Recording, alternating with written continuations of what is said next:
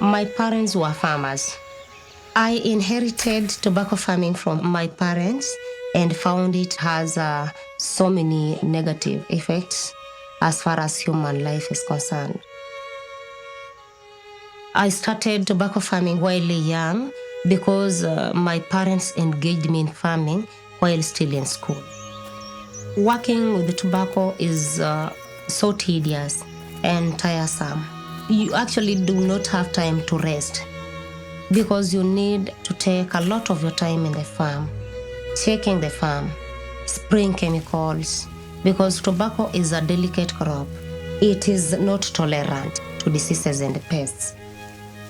So we were given so many pesticides to help control the pests on the farm. The companies will provide pesticides in form of loans, but then at a very high cost. Some of these pesticides were very strong and poisonous, and they led to health problems. It caused skin diseases, it caused eye problems. And another thing is that because of the very, very many chemicals that were used, the soil deteriorated.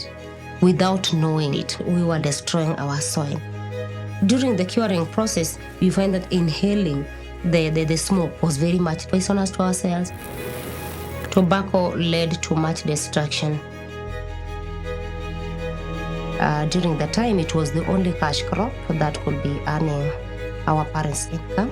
So, in other words, we were lacking information about any other cash crops that could assist instead of tobacco. We only focused on tobacco and it was all.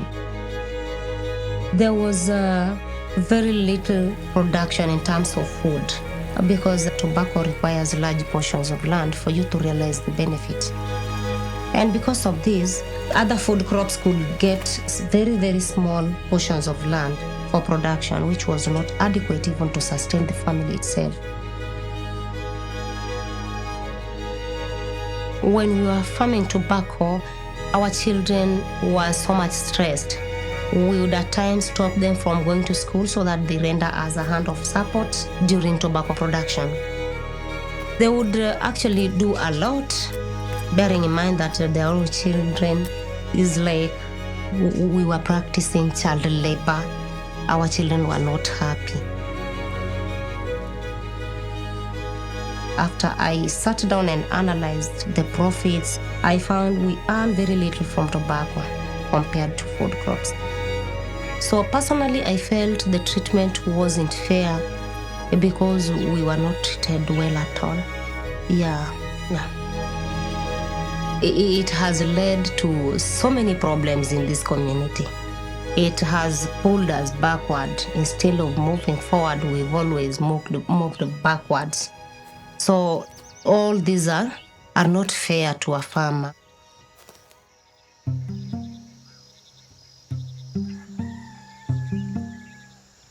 The World Health Organization officials came. They visited our group. They decided to know this group, where it is located and what they do. So they came and talked to us. They decided to give us some seeds for planting to motivate us to move and take iron bean production as an alternative crop to tobacco. We accepted it and took it in and took a step to change. And it was just a decision I made and shifted immediately and did not turn back looking into tobacco farms again. If we try to compare iron bean and tobacco, actually there's a very big difference. Iron bean is tolerant. It is tolerant to diseases. It is tolerant to the drought. Also, iron bean does not destroy the soil. Instead, it increases soil fertility through nitrogen fixation. Iron bean takes a very short period of time in the field, that is 2 months. Another thing is that iron bean earns good money because it has ready market after production. We aggregate our crop after harvesting. It is cash on delivery. I'm now able to earn good money from iron bean, and within a very short period of time and with the minimized work. And after deciding to shift from tobacco farming to iron bean farming, I got even time to rest. I also had time to actually prepare a balanced meal for my family. Their health is improved through eating iron bean because it's full of protein, and they are now strong. And when I look at them, I feel proud. I just feel proud. I've seen them improving in terms of performance because they have enough time, they can rest, their mind is settled, they're not disturbed. So I feel they're freed from child labor, and they're ready to learn. We are happy, and it's my prayer that we continue influencing farmers to change from tobacco. I've always volunteered to offer trainings to our farmers, especially those who feel that there is a problem. Many of the farmers really believe that tobacco farming has a lot of money. But this farmer has not calculated the cost of production first and then deduct from the input. He doesn't realize the losses incurred. That is why many farmers have stuck in tobacco production, believing that they earn a lot.